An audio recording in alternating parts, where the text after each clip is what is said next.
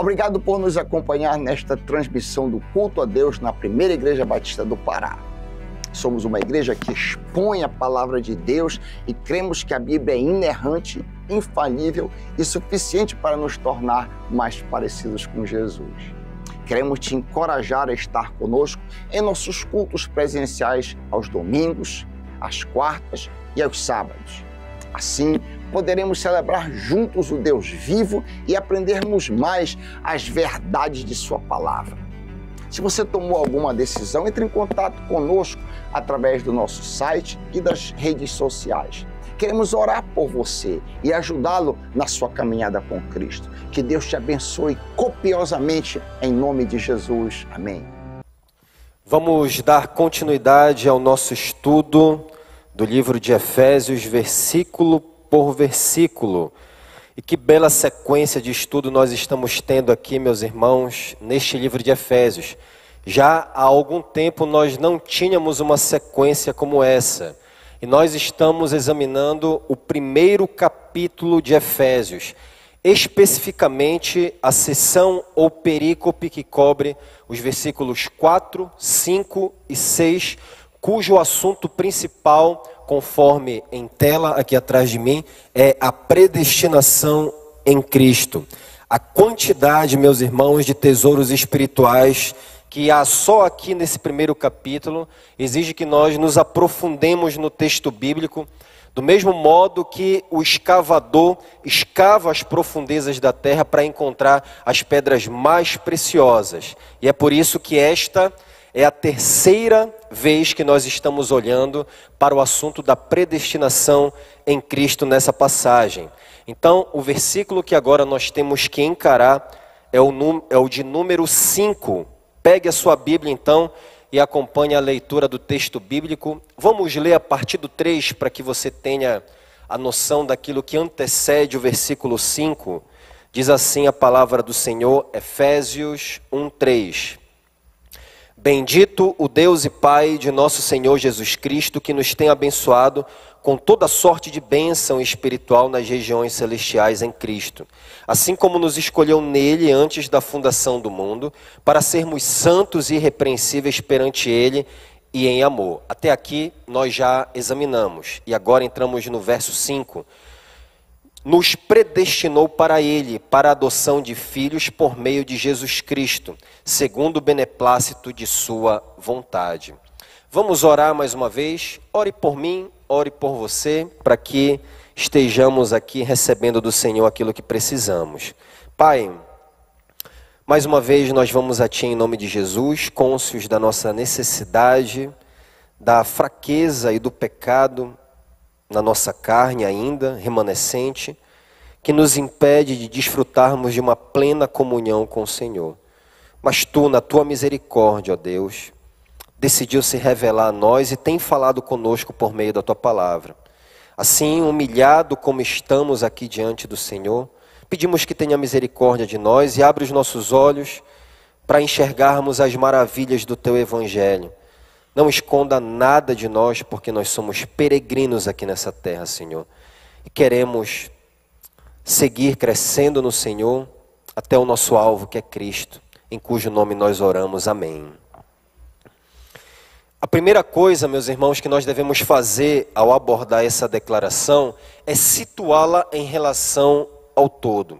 O versículo 5, ele está em íntima conexão com o versículo anterior.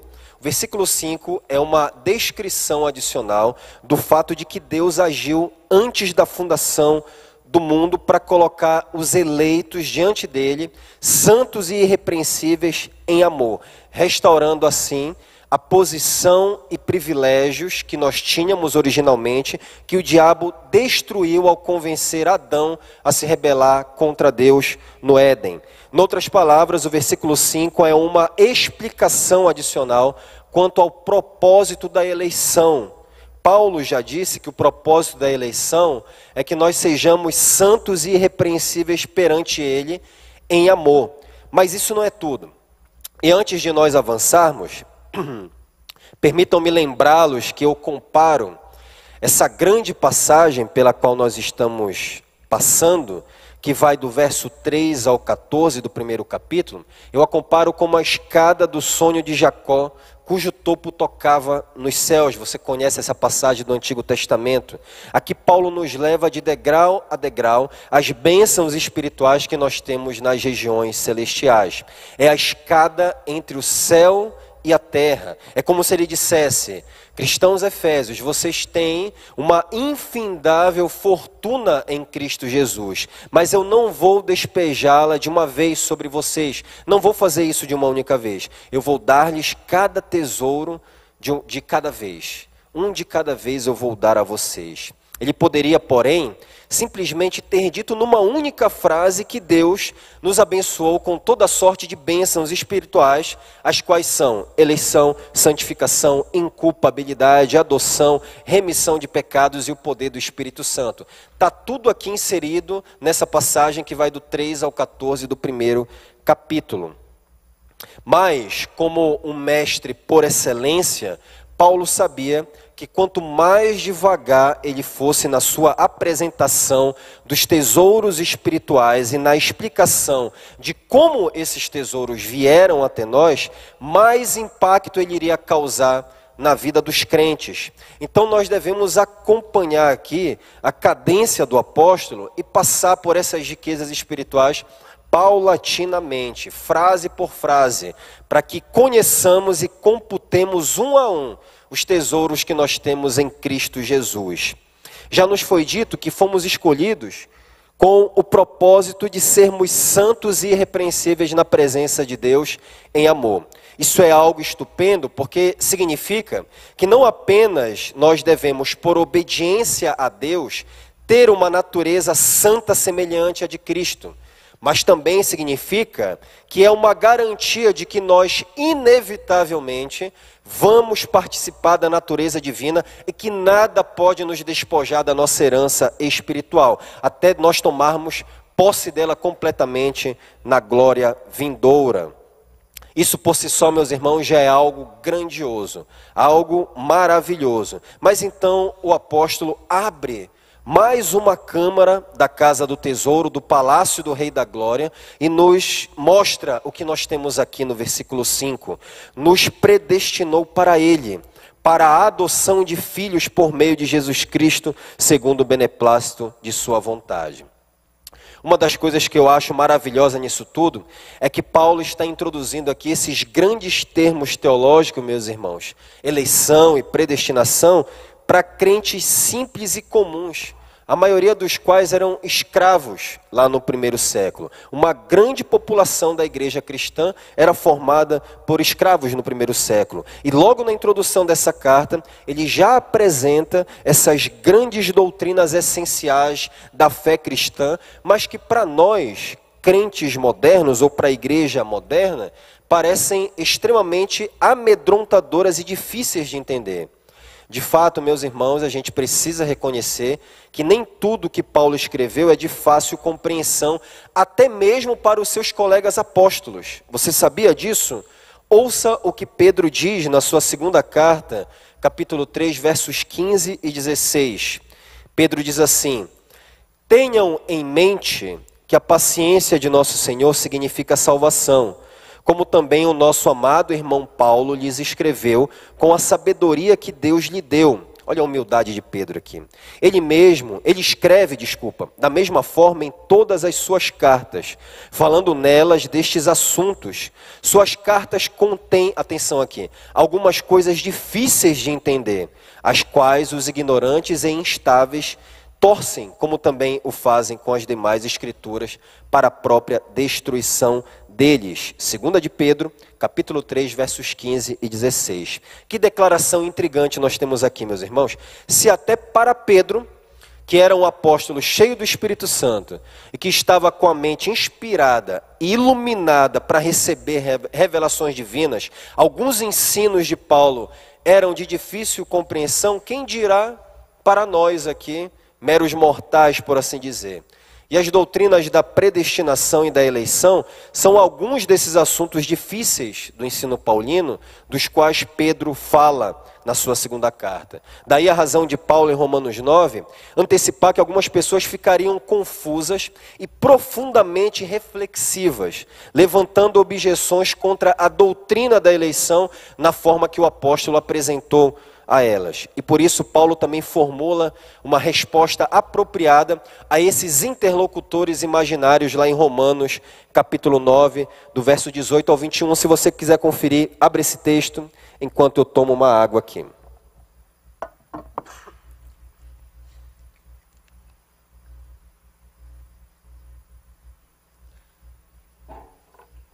Romanos 9, 18 a 21. Diz assim: portanto, Paulo está falando aqui com um interlocutor imaginário, que ele projeta levantando objeções. Portanto, Deus tem misericórdia de quem Ele quer e endurece a quem Ele quer. Mas algum de vocês me dirá: então, por que Deus ainda nos culpa? Pois quem resiste à sua vontade? E aí Paulo responde a essa objeção imaginária. Mas quem é você, ó homem, para questionar a Deus? Acaso aquilo que é formado pode dizer ao que o formou: por que me fizeste assim? O oleiro não tem direito de fazer do mesmo barro um vaso para fins nobres e outro para uso desonroso? Olha só a argumentação de Paulo aqui.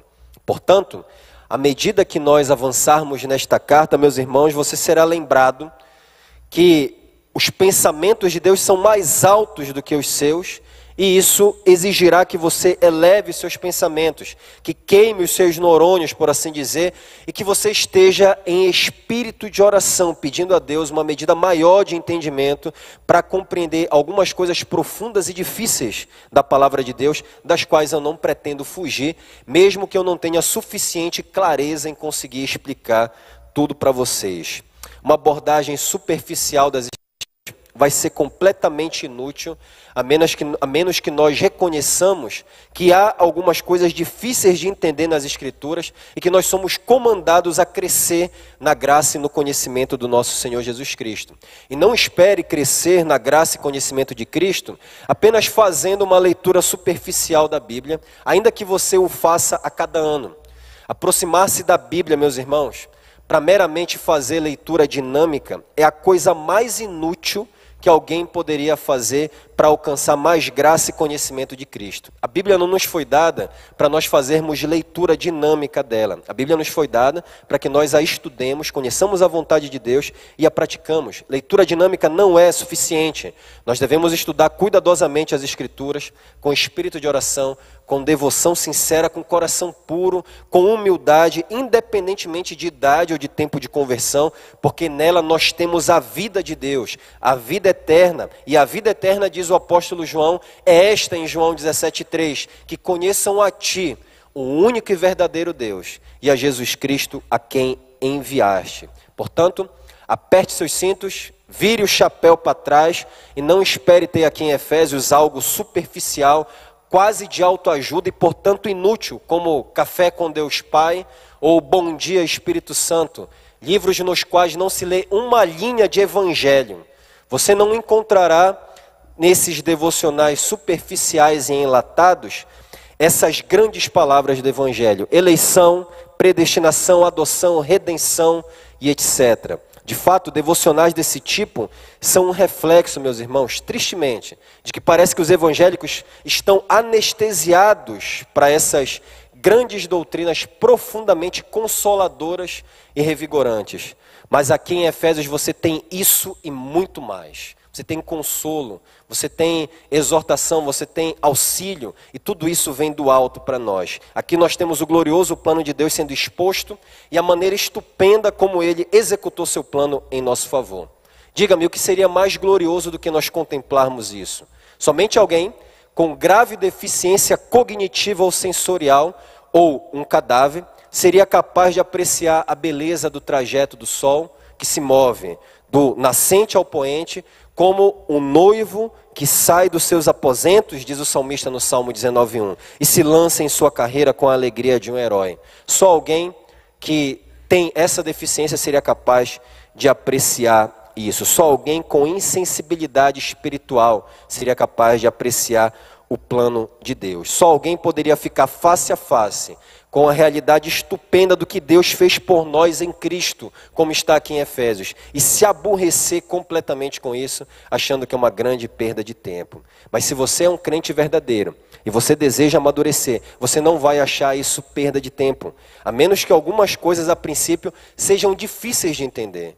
Porque no final das contas o crente compreende as coisas do Espírito de Deus, diz a Escritura. E ele também tem fome de se alimentar mais delas. E à medida que você entender essas coisas, você vai poder se firmar na fé e se regozijar nisso tudo com a maior alegria, sendo isto que você tem aprendido a maior e mais maravilhosa expressão do amor que você já viu na sua vida.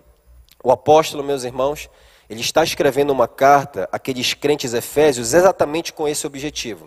Um objetivo pastoral, para ajudar aqueles crentes a firmar a sua fé num contexto em que havia diversas religiões pagãs, e ele também está escrevendo para que eles se alegrassem mesmo em meio às perseguições e problemas da vida.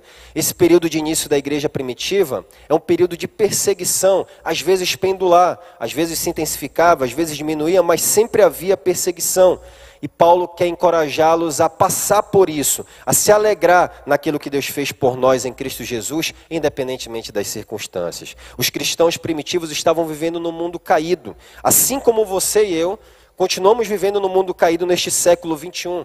E eles tinham que enfrentar diversos problemas no dia a dia. Então os escritores do Novo Testamento escreveram para ajudá-los a compreender o que Deus fez por nós em Cristo. Eles não começam com os problemas das pessoas. Eles não começam com questões práticas. Paulo e nenhum dos outros escritores do Novo Testamento, eles falam primeiro de quem é Deus, o que Ele fez por nós, e em consequência disso, qual é a nossa posição agora como cristãos, e como nós podemos viver de modo agradável a Deus num mundo como este. Havia, portanto, essa preocupação pastoral de Paulo com as almas dos crentes efésios aos quais ele estava escrevendo. O apóstolo não estava aqui interessado em simplesmente despejar termos teológicos e introduzir polêmicas infrutíferas. Na verdade, o que está por trás dessa carta aos Efésios e de cada uma das cartas que Paulo escreveu, eu reitero, é um profundo desejo pastoral de que os crentes tão somente compreendessem que Deus agiu em Cristo e que eles agora têm uma nova natureza e posição em Cristo Jesus. E se eles realmente entendessem isso, meus irmãos, eles poderiam começar a vencer tudo aquilo que os abatia. O mundo, a carne, o diabo, que vem na forma de ansiedades, vem na forma de tentações, vem na forma de luxúria, de imoralidade, eles poderiam vencer tudo isso, se eles compreendessem o que Deus fez por nós em Cristo Jesus. E assim, com esse objetivo pastoral, o apóstolo introduz essa grande declaração e nos predestinou para ele para a adoção de filhos. E com a mesma intenção pastoral, Paulo diz lá em 1 Coríntios 1, 27, sobre essa doutrina: falamos a sabedoria de Deus em mistério, outrora oculta, a qual Deus preordenou antes dos séculos para a nossa glória. E naturalmente, à luz disso, nós devemos nos perguntar o que significa ser predestinado, então. A palavra predestinação vem de duas palavras gregas. O prefixo traduzido como pré significa antes, de antemão. E a palavra destinação no grego é horizo, de onde vem a nossa palavra horizonte. E significa estabelecer, demarcar ou determinar um limite. Portanto, o termo predestinação significa escolher de antemão ou determinar algo do tempo ou da sua ocorrência. Paulo está dizendo aqui que Deus prefixou um limite dentro do qual os eleitos estariam unidos a ele, seriam abençoados, assim como quando você olha por horizonte, o horizonte parece unir mar e céu. De fato, o salmista diz, você conhece esse salmo e essa passagem: como em redor de Jerusalém estão os montes, assim o Senhor em derredor de seu povo, desde agora e para sempre. Uma outra coisa na qual nós devemos concentrar nossa atenção é que a palavra predestinação aqui não é um sinônimo de eleição, mas é uma atividade anterior à eleição. Essa palavra aqui, predestinação, refere-se à totalidade do supremo propósito de Deus para a igreja. Em outras palavras, se a eleição é um motivo porque nós nos tornamos cristãos, a predestinação é o motivo porque Deus nos elegeu em Cristo dentre a raça humana caída. Percebem a diferença aqui? Uma outra maneira de expressar isso é dizer que a predestinação é o plano propriamente dito que estava idealizado na mente divina. E a eleição é a atividade inicial através da qual Deus executou o plano que estava na sua mente. Meus irmãos, há algo mais consolador do que saber que tudo está nas mãos de Deus e que tudo que acontece aos crentes é propósito de Deus para eles? Há algo mais consolador do que isso daqui? Nós falamos de Deus como aquele que criou todas as coisas, mas pouco nós falamos de Deus como aquele que predestinou todas as coisas. Mas é o mesmo Deus. Deus é tanto o Criador quanto o soberano que determina todas as coisas. Portanto, assim como nós nos consolamos com as conhecidas palavras do Salmo 139, que diz que de modo assombrosamente maravilhoso nós fomos formados, nós devemos também tirar consolo e encorajamento das palavras de Paulo aqui em Efésios 1:5, de que tudo é controlado pelas mãos de Deus, especialmente a salvação. A soberania de Deus é o travesseiro onde você repousa a sua cabeça em paz quando você coloca a sua confiança no Pai. E ao mesmo tempo é a mão que esbofeteia seu rosto quando você duvida do controle do Deus Todo-Poderoso sobre todas as coisas. Consolo e também confronto, porque ela nos lembra que Deus não tem nada fora do seu controle. E para o que nós fomos predestinados? Paulo diz, e nos predestinou para ele, para a adoção de filhos. A adoção é aquilo para o que os crentes foram predestinados. A adoção é o termo central aqui nesse versículo. Paulo é o único escritor do Novo Testamento que usa essa palavra e, além de aqui em Efésios 1:5, ele a emprega outras 4 vezes. Em Romanos 8:15 e 23, Romanos 9:4 e em Gálatas 4:5. 4 vezes somente que aparece novamente essa palavra no Novo Testamento. E esse era um dos ensinos favoritos do apóstolo Paulo. E, no entanto, essa é uma doutrina, meus irmãos, sobre a qual nós raramente ouvimos. Quando foi que você ouviu um ensino sobre a doutrina da adoção? Quando foi a última vez que você ouviu alguma palavra, ou ensino, um estudo, ou leu algo sobre isso? A impressão que eu tenho é que essa doutrina da adoção ela fica meio perdida ou apagada entre a doutrina da justificação e da santificação. Pulamos da justificação, por meio da fé em Cristo, diretamente para a santificação. Mas nós temos aqui numa sequência lógica a adoção. E nós vamos nos aproximar dessa doutrina aqui hoje que recebe pouca ênfase. A palavra grega traduzida por adoção de filhos é uma única palavra no grego, huiotesia. E eu estou mencionando isso, senão por outra razão senão que essa distinção que eu vou mencionar daqui em diante não aparece nas nossas traduções em português aqui. Essa palavra huiotesia, ela vem de 2 palavras gregas. A primeira é huios, que quer dizer filho, e a segunda é a palavra titeme, que significa colocar, por estabelecer. Juntando as 2 palavras, nós temos literalmente estabelecer um filho, o que é diferente de gerar um filho no sentido natural. Em outras palavras, significa adotar. E aqui a coisa vai ficando mais emocionante. Por quê? Nós vamos olhar aqui para a palavra huios, filho. Além de huios, há outras palavras no Novo Testamento empregadas com o sentido de filho. Nós temos a palavra teknon, que quer dizer criança ou menino, um filho bebê, independentemente da idade, uma criança ou menino. É uma palavra que expressa a ideia de um ser que deriva a sua vida de outro, como as crianças derivam a sua natureza de seus pais. É a mesma palavra que o apóstolo João usa para vincular a nossa filiação, a nossa relação filial com Deus, mais intimamente como resultado do novo nascimento que possibilita a nossa fé em Cristo. Olhe João capítulo 1, versos 12 e 13. João capítulo 1, versos 12 e 13.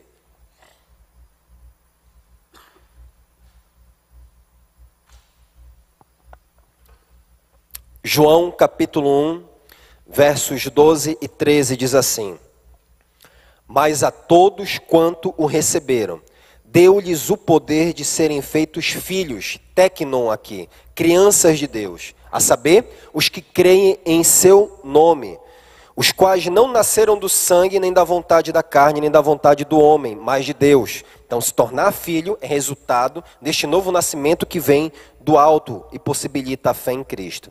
Então, João emprega essa palavra para dizer que nós nos tornamos filhos de Deus porque nós nascemos de novo, porque o Espírito Santo fez uma cirurgia cardíaca espiritual em nós e passou a residir dentro de nós, dentro dos crentes, e, portanto, agora, uma vez que nós somos Cristo Jesus, filhos de Deus, porque somos participantes da natureza e da vida divina. Nós somos uma nova criação.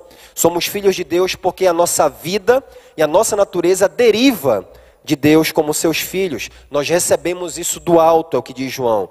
Portanto, nesse sentido, a nossa nova natureza como cristãos é determinada pela regeneração, pelo novo nascimento, não pela adoção. E essa palavra teknon nunca é aplicada a Jesus, exceto num sentido afetuoso, numa relação entre um pai e um filho pequeno, como quando Maria encontra no templo o menino Jesus, àquela altura com 12 anos, após tê-lo perdido por 3 dias. Lemos em Lucas 2,48 o seguinte, Maria dizendo a Jesus: Filho, teknon é a palavra aqui, por que fizeste assim conosco? Teu pai e eu, aflitos, estamos à tua procura. E pode ser que essa palavra tenha sido aplicada a Jesus apenas uma única vez em todo o Novo Testamento, meus irmãos, para que não houvesse confusão quanto à divindade dele, como se a vida e a natureza de Jesus tivessem sido derivadas de um outro ser, e não que ele tem natureza igual à de Deus, e que assim como Deus, ele sempre teve vida em si mesmo, como diz João 5:26. Uma outra palavra usada no Novo Testamento para se referir a um filho menor de idade, é népios, que significa literalmente não palavra, ou seja, uma criança pequena que ainda não fala, um bebê de peito, um menor de idade, não instruído, inexperiente. Há alguns textos em que essa palavra é usada no sentido normal, para um menor de idade, como em Gálatas 4:1. Mas os autores do Novo Testamento também usaram essa palavra metaforicamente para se referirem a uma pessoa que está exibindo uma ingenuidade infantil, alguém tolo, imaturo, inexperiente. Deixe-me mencionar aqui uns 2 ou 3 exemplos disso. Nós lemos em 1 Coríntios capítulo 3, versos 1 e 2 o seguinte, Paulo dizendo aos coríntios: Irmãos, não lhes pude falar como a espirituais, mas como a carnais, como a crianças, népios, em Cristo. Dei-lhes leite, não alimento sólido, pois vocês não estavam em condições de recebê-lo. A igreja de Corinto, você sabe, era uma igreja bastante problemática, sem discernimento, imatura, vivendo no erro e no pecado, porque havia passado muito tempo e os crentes ainda estavam nos rudimentos da fé, ainda estavam com tendências carnais, crianças espirituais. É por isso que Paulo está dizendo que tem que ficar ensinando para eles sempre as mesmas coisas. Os coríntios recebiam o ensino e todavia eles não colocavam esse ensino em prática imediatamente. E isso trouxe muitos problemas, porque o pecado e os falsos ensinos encontraram a porta da igreja aberta e se abrigaram entre os coríntios. O autor da Epístola de Hebreus, quem quer que seja ele, faz semelhante censura contra a imaturidade e a falta de discernimento dos crentes a quem ele escreveu. Ouça Hebreus, capítulo 5, versos 12 a 14. Diz assim o autor de Hebreus: De fato, embora a esta altura já devessem ser mestres, vocês precisam de alguém que lhes ensine novamente os princípios elementares da palavra de Deus. Estão precisando de leite, não de alimento sólido. Quem se alimenta de leite ainda é criança e não tem experiência no ensino da justiça. Mas o alimento sólido é para os adultos, os quais, pelo exercício constante, tornaram-se aptos para discernir tanto bem quanto mal. Que repreensão, meus irmãos, o autor de Hebreus faz àqueles crentes. Os crentes hebreus deveriam ser mestres. Já tinha passado tempo suficiente para isso ocorrer. Eles não eram novos na fé, mas como crianças eles continuavam sem discernimento, conheciam apenas as doutrinas básicas, viam as coisas espirituais a partir do ponto de vista de uma criança, de um bebê. E essa palavra, kinépios, também nunca é usada para se referir a Jesus como Filho de Deus. Então nós temos aqui duas palavras empregadas no Novo Testamento com o sentido de filho, mas que nunca se aplicam a Jesus como Filho de Deus. Nunca é dito que Jesus é o téknon ou népios de Deus, a criança de Deus. Nunca é dito isso. Mas sim, huios de Deus, Filho de Deus. Isto é, Jesus é um filho maduro ou maior, que não vive para fazer a sua própria vontade, mas para fazer a vontade do Pai, como ele diz lá em João, capítulo 6, verso 38. É um filho que vive no Espírito Santo, pois, como diz o apóstolo Paulo em Romanos 8, 14, todos os que são guiados pelo Espírito são filhos, huios de Deus. Ser guiado pelo Espírito, então, meus irmãos, é a característica de um filho maduro, de alguém que cresceu e deixou a infância. E isso tem algo de profunda significância aqui para nós. Deus predeterminou na eternidade que nós fôssemos adotados para ingressarmos na família de Deus e crescermos e amadurecermos como filhos maduros, identificados com a vontade do Pai. Assim como o nosso irmão mais velho Jesus era identificado com a vontade do Pai. Em outras palavras, Deus não nos predestinou para meramente entrarmos na família de Deus e permanecermos na mesma condição espiritual infantil de um recém-nascido, mas sim para nós crescermos e amadurecermos dentro da família de Deus, para que nós possamos ser semelhantes a Jesus como filho e resplandecer nesse mundo de trevas. Esse é o plano de Deus. O propósito do plano predeterminado de Deus envolve, nas palavras do próprio apóstolo Paulo em Efésios 4,14, que não sejamos mais como crianças, levados de um lado para o outro pelas ondas, nem jogados para cá e para lá por todo o vento de doutrina e pela astúcia e esperteza de homens que induzem ao erro. Café com Deus Pai, bom dia Espírito Santo e coisas desse tipo. É uma anomalia e impossibilidade, portanto, um crente que, embora compartilhe da natureza divina, continue em um estágio espiritualmente infantil. Essa é uma impossibilidade bíblica. Imagine que no nosso berçário, na estação criança, houvesse um bebê que permanecesse lá, enquanto outras crianças cresciam e deixavam o espaço. E mesmo quando o bebê já tivesse se tornado adulto, ainda se comportasse como um menino e quisesse permanecer ali no berçário. Imagina essa situação. Você vê coisas como essa acontecendo? Você não vê coisas como essa acontecendo porque o curso natural da vida, conforme o Deus Criador predeterminou, desenvolve-se em estágios, inevitavelmente para todas as pessoas. Essa é uma regra invariável da criação, exceto em anomalias resultantes da queda, como síndromes severas ou deficiências mentais ou hormonais. Mas não se desenvolve por causa de um problema, uma anomalia, tem algum erro. De modo semelhante, a regra da vida cristã, conforme o plano predeterminado de Deus, é que todos os seus filhos desenvolvam-se inevitavelmente na graça e conhecimento de Cristo. E isso se aplica a todos os cristãos, a todos os filhos de Deus. Sabe por quê? Porque Deus não predeterminou levar bebês espirituais para a glória, mas sim filhos maduros à semelhança de Cristo. Porque Deus não tem berçário. O plano de Deus não envolve formar um berçário, mas sim uma igreja com filhos maduros, com filhos parecidos com Jesus. Não há, portanto, na família de Deus nenhuma distinção artificial e falsa de que todos os crentes passam por um estágio infantil como crianças de Deus, mas apenas alguns desenvolvem-se como filhos maduros de Deus. Ou seja, não há na igreja de Deus essa distinção entre os filhos que não se santificam e os filhos que não se santificam, os filhos que se santificam. Se não se santifica, é suspeito que seja filho realmente, porque a regra da vida cristã é crescimento, é desenvolvimento. É claro que há graus de santificação, há graus de maturidade. Nós não desprezamos isso, mas todos estão crescendo. Em todos podemos observar esse crescimento, esse avanço na vida cristã.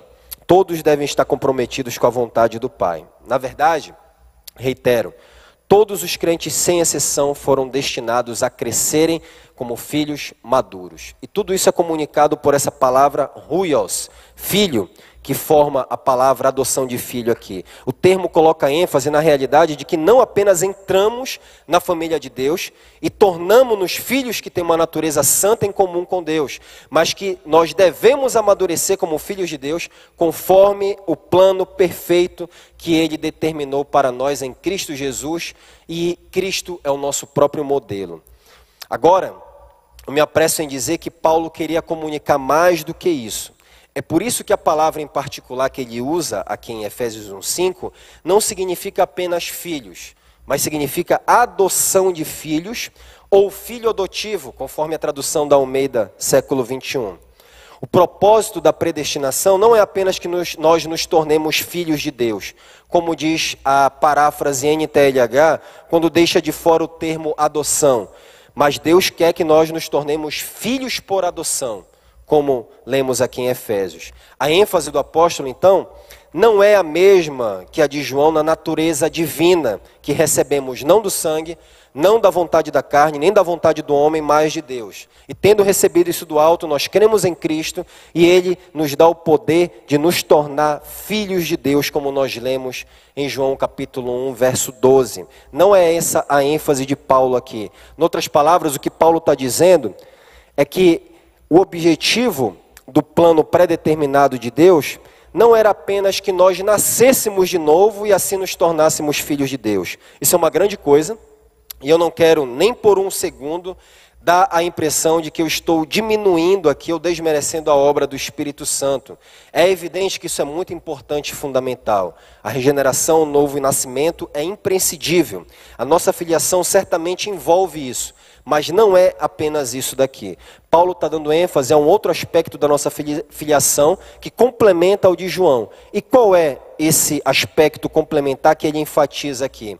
Esse aspecto complementar que ele enfatiza é a relação entre um pai e um filho não vinculada por sangue, como no caso de um filho natural, que é o que João está enfatizando.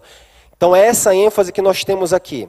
Uma relação entre um pai e um filho não vinculada por sangue, que inclui ele como um filho natural, com todos os direitos, inclusive o direito de herdar.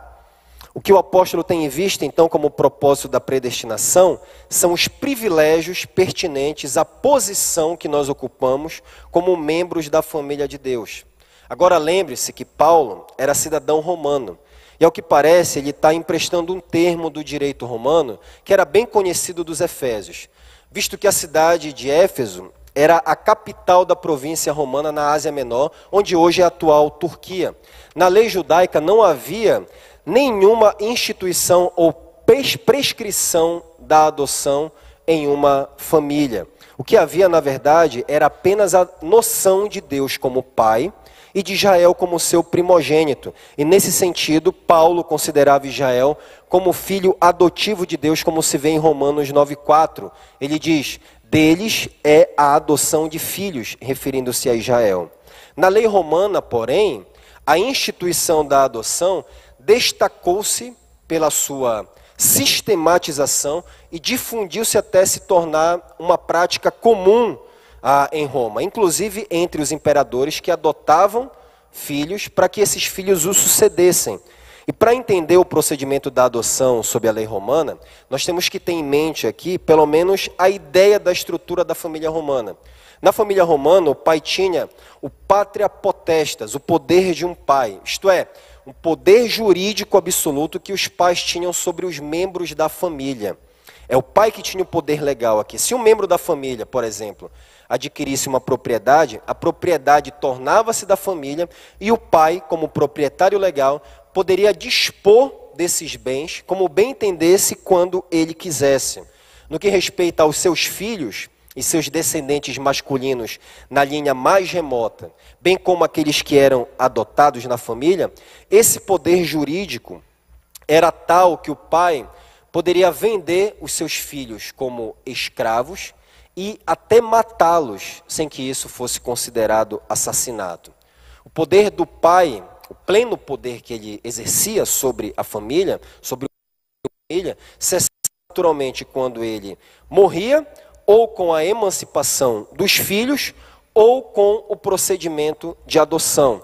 E o procedimento romano de adoção tinha duas etapas. Na primeira etapa, o objetivo era livrar o filho do controle natural do pai dele, do controle do seu pai natural, melhor dizendo. E isso era feito em um procedimento em que o pai vendia o filho como escravo ao adotante, e assim o filho estava livre do seu pai natural.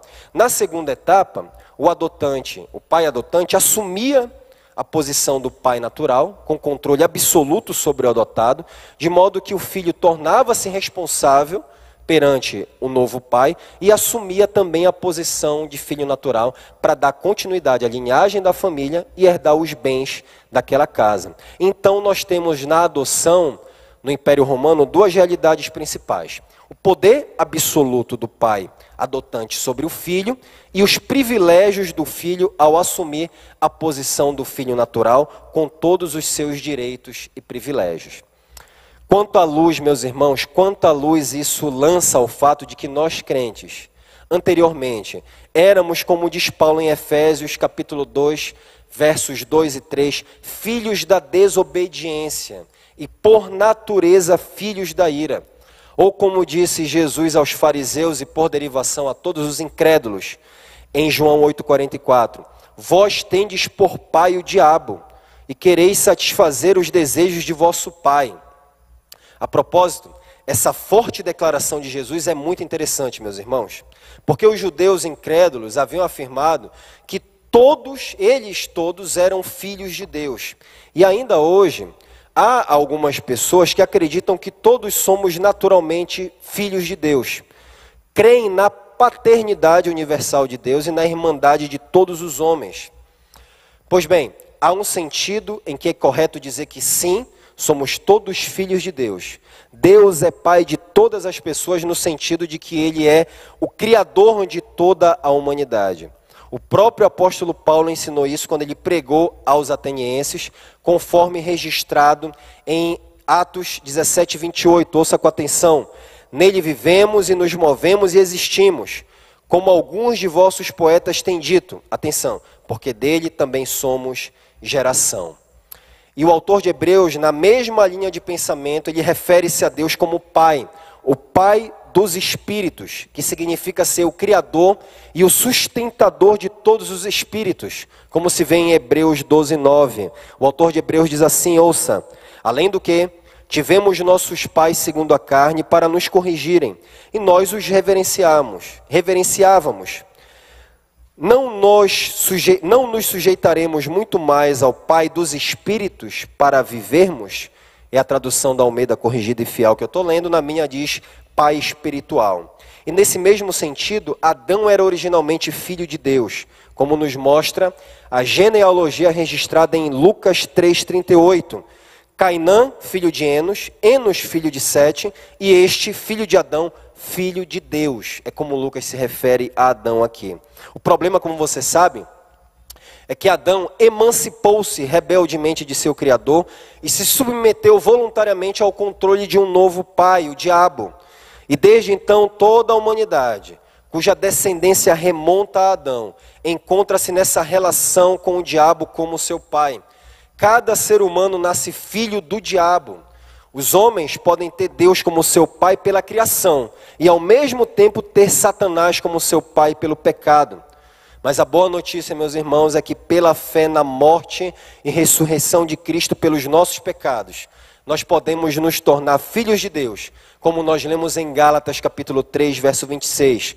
Pois todos vós sois filhos de Deus, mediante a fé em Cristo Jesus. Ou nas palavras do apóstolo João, a todos quanto receberam, deu-lhes o poder de serem feitos filhos de Deus. Não eram, receberam esse poder, a saber, os que creem no seu nome. Veja, João está dizendo aqui que todos foram habilitados pelo Espírito de Deus a receber a Cristo, e essas pessoas não eram originalmente filhos de Deus. Todos esses que foram habilitados a receber a Cristo não eram originalmente filhos de Deus, mas tendo crido em Jesus, receberam esse poder, Exousia, que significa que eles receberam a dignidade, a prerrogativa de se tornarem filhos de Deus. Deus os dignificou ao torná-los seus filhos. E é importante ressalvar, porém, que a nossa filiação difere da de Cristo Jesus como Filho de Deus. Jesus é Filho de Deus no sentido único. Ele é o Filho unigênito, o Filho de Deus pela geração eterna, não criação. Nós, porém, somos filhos pela criação e pela adoção, completamente diferente da filiação de Cristo. Deus Pai comprou os eleitos com o preço do sangue de Cristo, livrando-os da escravidão do diabo e os dignos família divina. E os crentes não apenas entraram na família de Deus, mas pela adoção, como já dito, também receberam todos os direitos e privilégios de um filho natural. Agora, portanto, os crentes não estão mais sob o controle do seu antigo pai natural, o diabo. Em vez disso, agora nós estamos em absoluto controle do nosso novo pai, Deus, enquanto filhos adotivos. E Deus tem plenos poderes sobre a sua vida e os seus bens, sobre a nossa vida e sobre os nossos bens como Pai. E como Deus não morre, nem permite que seus filhos retornem definitivamente ao controle do seu antigo pai, os filhos adotivos estão sempre sob seu amoroso controle e desfrutam para sempre da posição e privilégio de filhos amados. Que maravilha, meus irmãos, que glória! Adotados e adotados para sempre no amor de Deus. Agora, quais são esses privilégios que nós desfrutamos provenientes da nossa posição como filhos adotivos de Deus? Os textos paralelos nos quais Paulo fala, e eu espero que você saia daqui encorajado por meio dessa doutrina. Os textos paralelos nos quais Paulo fala sobre a adoção e outros textos das Escrituras nos dão essa resposta claramente. O primeiro privilégio da adoção é existir e se mover dentro da atmosfera do amor de Deus. A adoção, meus irmãos, é uma expressão magnânima do amor de Deus, como fica evidente na maneira emocionada pela qual o apóstolo João se expressa na sua primeira carta, capítulo 3, verso 1. Ele diz: vede que grande amor nos tem concedido o Pai, a ponto de sermos chamados filhos de Deus. A adoção, então, deve nos levar à contemplação e ao maravilhamento, assim como levou João. Pense nisto. Deus nos adotou quando Ele tinha seu próprio filho, quando Ele já tinha o seu próprio filho, e em quem Ele se comprazia desde a eternidade, como diz a Escritura. E não só isso, Deus nos adotou como filho, dentre um grande número de pessoas que eram da família do diabo. Deus nos adotou como filhos, quando nós pertencíamos à família do diabo, o seu arqui-inimigo, o seu inimigo mortal. Veja como isso é maravilhoso, meus irmãos, como é grande o amor de Deus. Não há nenhuma posição e status na glória decadente deste mundo que supere isso. Nenhuma profissão, nenhum título acadêmico, nenhum cargo pode superar o nosso privilégio e posição em Cristo Jesus como filhos. Platão costumava agradecer a Deus por não ter nascido grego. Por ter nascido grego, desculpe, não bárbaro, por ter nascido homem e não mulher, e por ter nascido na época de Sócrates.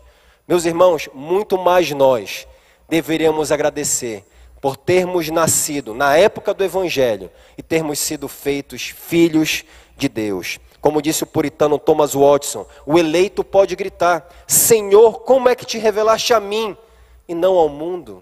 Como é que te revelaste a mim e não ao mundo? O segundo privilégio da adoção é que Deus nos honra com seu próprio nome. Já não temos mais o nosso próprio sobrenome, agora nós somos membros da família de Deus. Como Paulo nos lembra nesta carta, no capítulo 2, verso 19. Já não sois estrangeiros e peregrinos, mas concidadãos dos santos e sois da família de Deus. Então agora, meus irmãos, nós estamos destinados a carregar o nome de Deus. Como diz João em Apocalipse 3,12. Gravarei também sobre ele o nome do meu Deus. Esse é o segundo privilégio, carregar o nome de Deus. O terceiro é que nos é dado o Espírito de Deus. Capítulo 4 de Gálatas, verso 4 a 6, Paulo diz: vindo, porém, a plenitude do tempo, Deus enviou seu Filho, nascido de mulher, nascido sob a lei, para resgatar os que estavam sob a lei, a fim de que recebêssemos a adoção de filhos. E porque vós sois filhos, enviou Deus ao nosso coração o Espírito de seu Filho que clama: Abba, Pai. Deus compartilha, meus irmãos, a sua própria natureza com aqueles que Ele adota. Ele toma lugar no nosso coração e transforma completamente os nossos pensamentos, as nossas afeições, a nossa vontade, como se uma alma colocada, já não somos mais a mesma pessoa, somos uma nova criação. Se uma criança adotiva chega a uma nova família, com uma natureza indócil e indisciplinada, o seu novo pai não pode mudar a natureza daquela criança, embora ele coloque o seu nome nela. Ele coloca o seu nome, mas ele não pode mudar as suas disposições selvagens, nem colocar a sua própria natureza na criança. Todavia, Deus não somente dá um novo nome a quem Ele adota, mas dá também a sua própria natureza santa. E é natural que os filhos imitem os pais, como diz a Escritura: sede santos, pois eu sou santo. E o filho que antes era rebelde contra o pai, agora aproxima-se do pai com um espírito dependente, íntimo, dizendo: Abba, Pai, que no nosso português quer dizer algo como papai, a linguagem de uma criança que se dirige ao seu pai com amor, respeito e reverência. O quarto privilégio da adoção é que ela nos torna livres. Olha só o que diz Paulo novamente em Gálatas 4:7. De sorte que já não és escravo, porém filho. Veja, o escravo não é livre, meus irmãos. Mas quando um escravo é adotado, entra em um estado de liberdade. É feito um homem livre. Mas o filho não é livre para fazer o que bem entende. É importante dizer isso. Deus não adota para que seus filhos pequem livremente, para que façam o que querem. A liberdade aqui é a liberdade da tirania absoluta do diabo, o nosso pai natural. A liberdade aqui é a liberdade do domínio do pecado, é a liberdade da maldição da lei. É uma liberdade para se aproximar sem medo de Deus como pai.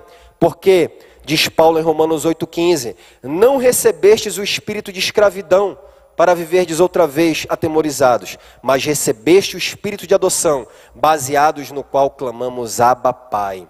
E uma excelente maneira de você saber se é um filho de Deus é que você não é guiado pela carne. Porque um filho de Deus, como diz Paulo em Romanos 8,14, é guiado pelo Espírito. Todos os que são guiados pelo Espírito de Deus são filhos de Deus.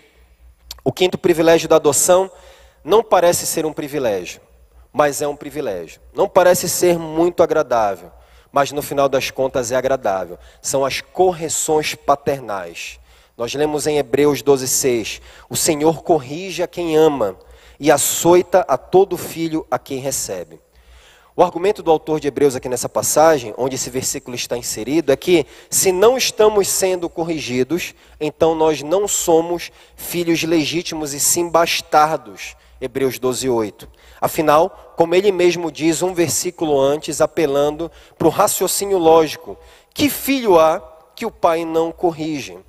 E caso alguém diga que a punição é dolorosa demais e isso a impeça de julgar adequadamente o amor de Deus nessa ação, o amor paterno, o escritor santo diz em seguida que os frutos finais compensarão plenamente a dor que nós sentimos no presente. Hebreus 12,11. Toda disciplina com efeito no momento não parece ser motivo de alegria, mas de tristeza. Ao depois, entretanto, produz fruto pacífico aos que têm sido por ela exercitados. Fruto de justiça, é o que diz o autor de Hebreus. Santidade, no final das contas, é o que gera a disciplina de Deus. Novamente, Deus nos corrigirá, meus irmãos, porque Ele está determinado a não levar bebês chiliquentos para a glória, mas sim filhos maduros e obedientes. O sexto privilégio da adoção é que nós herdaremos honra e posses. Nós lemos em Romanos 8,17. Ora, se somos filhos, somos também herdeiros, herdeiros de Deus e co-herdeiros com Cristo. Se somos filhos do rei, meus irmãos, nós somos membros da família real, príncipes e princesas assentados nas regiões celestiais com Cristo. Nós temos direito legal à herança pelo sangue de Cristo. E a nossa herança é uma herança no céu, onde a traça e a ferrugem não corrói, e onde os ladrões não escavam e nem roubam, como diz Jesus em Mateus 6,20. Deus Pai nos predestinou, como diz o apóstolo Pedro, para uma herança incorruptível, sem mácula, imarcessível, reservada nos céus, para vós outros que sois guardados pelo poder de Deus, mediante a fé, para a salvação preparada, para revelar-se no último tempo. A nossa herança é segura, nós reinaremos com Cristo sobre novos céus e nova terra. O sétimo privilégio da adoção é compartilhar, tanto dos sofrimentos de Cristo, quanto da sua glória posterior. No versículo 17 de Romanos 8, que nós lemos, nos é dito que somos herdeiros de Deus e co-herdeiros com Cristo. Mas também nos é dito na sequência que, ouça com muita atenção, se com ele sofremos, também com ele seremos glorificados. Apenas este ponto aqui tem conteúdo suficiente, não apenas para um sermão, mas para uma série de mensagens sobre a realidade do sofrimento na vida dos filhos de Deus. Ao longo dos anos, eu tenho ouvido algumas vezes seminaristas, pastores, missionários e pregadores em geral, quase dando a entender nas suas prédicas que uma coisa ou outra, ou que Deus pretende tirar todo o sofrimento do cristão nessa vida, ou que alguns cristãos vão sofrer e outros não. E quando eles ensinam isso, pensam apenas em termos de sofrimento físico e induzem os crentes a verem o sofrimento apenas nessa categoria. Nada mais distante do ensino bíblico do que isso. Em primeiro lugar, por que isso está distante do ensino bíblico? Porque o sofrimento decorrente da entrada do pecado no mundo não envolve apenas sofrimento físico. Envolve sofrimentos também na alma, as tentações, as opressões demoníacas, pensamentos, paixões e desejos conflitantes contra a vontade de Deus e etc. E a segunda razão por que isso está distante do ensino bíblico é porque todos os filhos de Deus, sem exceção, vão sofrer neste mundo. Não há um cristão que não tenha recebido o privilégio de sofrer. No mundo tereis aflições, disse o Senhor Jesus. João 16:33. E os sofrimentos por Cristo, não o sofrimento por causa das consequências do pecado, não é isso. Mas os sofrimentos por Cristo são um privilégio, um presente de Deus para os seus filhos, que vem no pacote da salvação. É um presente dado a nós, como se lê em Filipenses 1:29. Pois a vocês foi dado o privilégio de não apenas crer em Cristo, mas também de sofrer por Ele. Recebemos todos a dádiva de sofrer por Cristo. Todos vamos sofrer, uns mais, outros menos. Alguns experimentarão mais sofrimentos físicos que outros por causa de Cristo, inclusive a morte como os mártires. Outros sofrerão mais espiritualmente, menos fisicamente, mas a verdade é que todos estamos destinados a sofrer por Cristo e a encarar isso como um privilégio da nossa adoção como filhos. Essa não é uma mensagem popular. Essa não é uma mensagem que você ouve na igreja. Você ouve mensagens por aí como se Deus estivesse interessado em acabar com todo o seu sofrimento. Deus tem um propósito no sofrimento. Deus tinha um propósito na vida de Jó como seu filho. E nenhum de nós aqui sofreu como Jó sofreu. E Deus não retirou o sofrimento da vida de Jó. Todos nós estamos destinados a isso. Porque Deus nos dá o privilégio de sofrer para recebermos a glória por vir. Assim como convinha que Cristo padecesse e entrasse na sua glória, como diz Lucas 24:46. Se com Ele sofremos, com Ele também seremos glorificados. E o último privilégio, encerro aqui, é nos dar a certeza da consumação de tudo isso, da nossa redenção final. Paulo nos dá essa esperança em Romanos 8, meus irmãos. Temos que todos a um só tempo, geme e suporta as angústias de agora, e não somente ele, mas também a nós que temos a primícia do Espírito, igualmente gememos em nosso íntimo, aguardando a adoção de filhos, a redenção do nosso corpo. Se eu sou filho, nada nem ninguém pode roubar a minha herança, nada pode me separar do amor paterno de Deus que está em Cristo Jesus. Nós estaremos livres do pecado e de todo sofrimento, nos novos céus e na nova terra onde habita a justiça. E assim nós seremos perfeitos como o Senhor Jesus Cristo. E disso nos dá garantia o apóstolo Paulo em Romanos 8:29. Porque aos que de antemão conheceu, também os predestinou para serem conformes à imagem do seu Filho. Isso é certo, isso vai acontecer, isso não vai falhar. Então a doutrina da adoção é extremamente consolador e revigorante. E eu espero que você saia daqui encorajado, revigorado. Nosso vigor deve proceder da palavra e não de fogo estranho. Deus nos colocou num estado de dignidade e honra ao nos adotar como filhos amados. Medite nisso. Saia daqui meditando nisso. Eu fiquei profundamente reflexivo nisso. Não apenas para ensinar, mas também para desfrutar desse privilégio. Então gastemos mais tempo pensando na posição e status do mundo. Menos tempo, melhor dizendo, desculpa. Gastemos menos tempo pensando no status e na posição do mundo e na sua glória temporal que ele nos oferece. E gastemos mais tempo pensando que maior e mais excelente que Deus criar o universo a partir do nada é Deus pegar o barro, colocar nele o seu nome e torná-lo seu herdeiro. Amém? Obrigado, Pai, pela tua palavra. Confirma ela no coração da tua igreja, em nome de Jesus. Amém.